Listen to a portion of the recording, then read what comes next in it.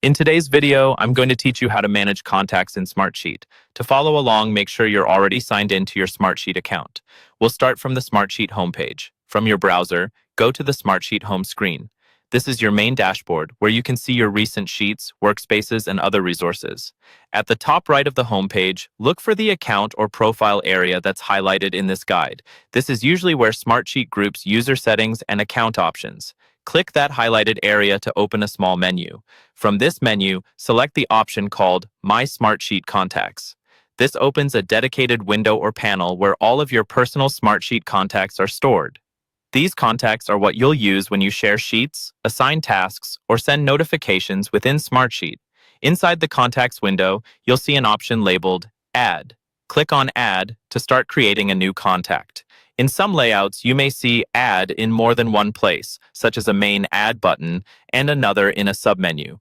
Go ahead and click the Add option that's available so you can begin entering a new person. When the contact form opens, you'll be able to type in the person's details, such as their name and email address. This is where Type in Highlight comes into play. Click in the highlighted field and type the information you want to store for that contact. Take a moment to double-check spelling and email accuracy, since this will be used for sharing and notifications later. Next, let's look at importing contacts. In the Contacts window, click the highlighted menu or drop-down that shows more options. From there, choose Import Contacts.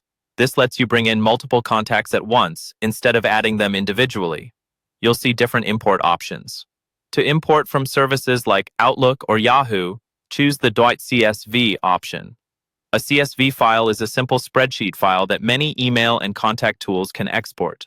After you select the CSV option, click the highlighted area to browse your computer, pick your contacts file, and then confirm by clicking Import Contacts. If you keep your contacts in a vCard format, you can do something similar using the .vcf vCard file option.